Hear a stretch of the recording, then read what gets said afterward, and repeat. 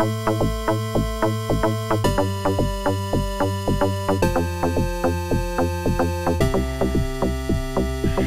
you like to read, if you like to think, if you like to see the world differently, grab yourself a book, give this show a listen.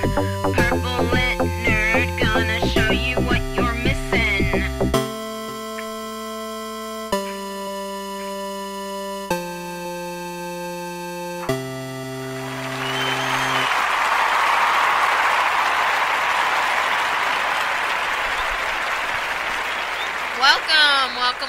Welcome to the Purple Lit Nerd podcast for February the 24th, 2018. I am your host, the amazingly adorable Rebecca Thistle, podcasting to you live-ish from my apartment, which I called Jeffrey Thistlework. Yes. So, I have to start every show with this or else nerds go crazy. Spoiler alert. If you've not read the book, The Help, I mean, you know, if you've seen the movie, you've got the basic gist of it, okay? But if you have not read the book and you care about spoilers, stop. Just stop. Although, if you're listening to the show, I'm guessing, I'm just guessing that you either have read the book or you really don't care about spoilers. Because you've probably listened to the other 3 shows that I've done about The Help. So, today's show is called Freedom Through Speech. And what I mean by that is, I think there's a liberation in speaking your mind and speaking your truth. And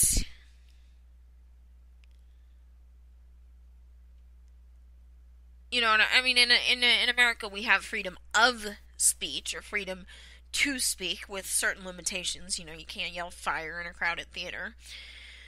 But, there's freedom through speech, and this comes very much to the forefront, and this is probably, like, a concept that I'm going to continuously find as I progress in this, not only in books that I cover in this show, but as I progress in books that I read in general, and life, the universe, and everything. But there is freedom that comes with speaking your truth. Like, you know, there's that saying that the truth will set you free. But I don't think it's enough to know the truth. I think to speak the truth gives a certain amount of freedom. And so I wanna examine how this plays out in The Help with the 3 narrators. And so firstly, I want to start with Aibileen, who really honestly ties the entire thing together. Like, to me, she's the main character. Even though we have 3 narrators in the book, I feel like Aibileen is the main character because she ties it together. So by speaking her truth, and you know, and with her process of speaking her truth starts with writing her truth. But I think putting your truth out into the universe in a tangible way, whether you write it or you speak it, is, I guess, the overall point. So Aibileen, what she does is she writes down her truth, and she talks about what she has been through as a maid, as a black maid in Mississippi. And in so doing, now, it's not easy. It never is. But in so doing, by the end of the novel, she has a job. Like, she gets to take over writing Miss Myrna. I mean, albeit she has to do it secretly because Jackson, Mississippi. But she's still, and she gets paid the same amount that Skeeter, a white woman, was getting paid. And Skeeter had even, inadvertently, mind you, talked herself up from $8 a week to $10 a week. So she was actually getting paid more than what they had wanted to pay her, and then she was able to talk the editor into not only letting Aibileen take over the article, but keeping the same pay, when in any other circumstances that wouldn't have happened. Now, that doesn't sound like a lot of money, but, in today's dollars, it's still a drop in the bucket, really, but, back in the day, a dollar went a lot further. So, $10 a week, maybe it's not going to pay her bills, but it's at least going to make it easier. So, there's this, freedom that now she doesn't have to be a maid anymore. She doesn't have to. And she was going to probably stay on with the Leafolds. At least until Raleigh, the little son, was probably about school age. Because she really genuinely loved Mae Mobley. But because she spoke out, she didn't have to, or she lost her job. And that sounds like, oh my gosh, that's horrible. Obviously Elizabeth didn't know that that's why she was actually firing her. That's why Hilly was targeting her. But,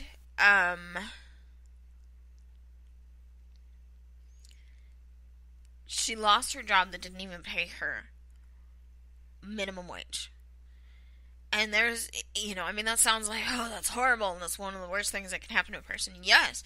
But at the same time, it's also liberating. You don't have to go to this household, to these people that make you feel like shit every day.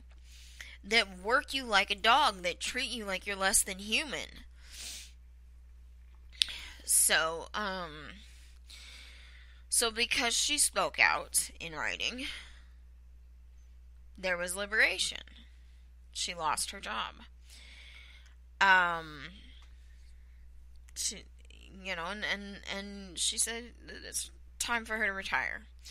And so she essentially went into retirement. But you've got this freedom of she loses the job she hates. She gets to keep a job that she likes, i.e. writing the Miss Murdoch columns. Well, writing in general. She gets to get paid for writing. Plus, there's more money from royalties from the book sales. And so there's a certain, maybe not total financial freedom that comes from that, but enough financial freedom that she's going to boop along. Her church family has pledged that they will do whatever they can to help her out if and when backlash from this book comes out. So there's freedom. That's the freedom that she saw through speech, through speaking her truth. Moving on to Miss Skeeter, the freedom that she found probably wasn't quite as profound now that I'm thinking about it, but ultimately she eventually got to a point where she's like, I don't want to be what I'm supposed to be. And mind you, she wasn't necessarily, taking down these stories, she wasn't necessarily speaking her truth, save for in that introduction about her experiences with Constantine. So she wasn't speaking her truth, but she was helping others speak their truth, which helped her find her truth, and her freedom, and her liberation from her mother's expectations. And and I talked about this a couple of weeks ago about, you can almost have her mother, Charlotte Phelan, symbolize Mississippi in general, Jackson, Mississippi in general, what it means to be a high-born white lady. And so she was able to just, basically throw her finger in her mother's face and say, you know what, I'm going to dress like I'm on acid. I'm going to grow my hair out to my waist, or I forget exactly how long her hair ended up growing out. But by growing out her hair and shirking the expectation that she keep it short, suddenly all her frizz went away. All her frizz. It actually smoothed out and looked good. And this is in the book, of course. In the movie, it's a different thing because they have to, speed up.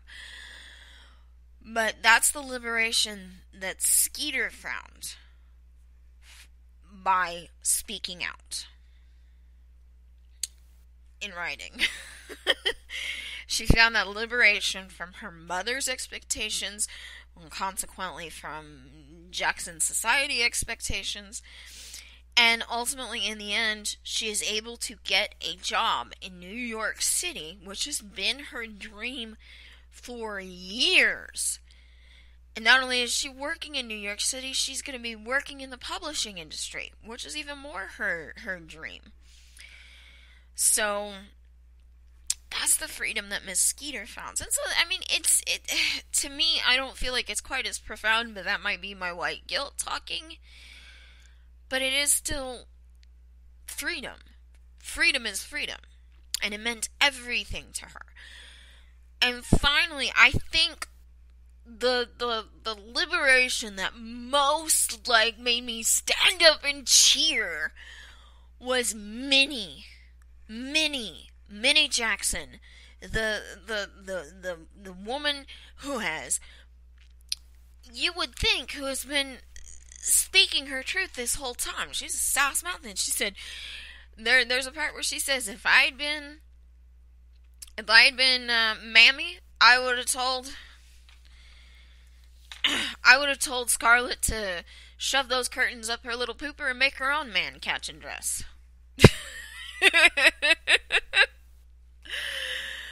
I mean, and so you would think that the one woman who is known for speaking her truth suddenly, that this writing this book and telling her stories, that wouldn't have been as important. But I think the big thing was having her truth heard and appreciated. I think, really honestly, I think the biggest turning point was when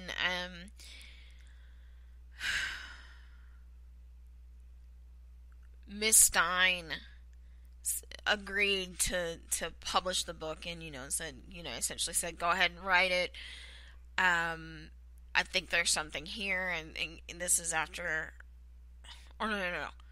Wait, no, I think it was after she'd agreed to publish the book, and she made a point of saying that she liked Minnie's stories, not knowing that Minnie was Minnie. I think her name was Gertrude Black or something.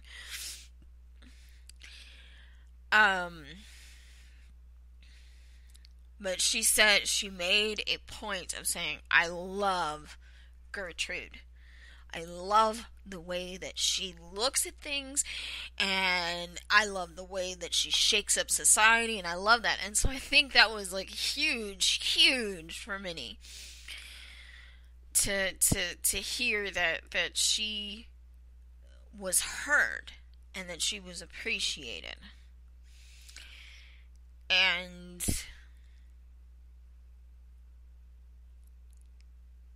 But what's the profound thing is she tells her story about the terrible awful, which is, the poop pie story.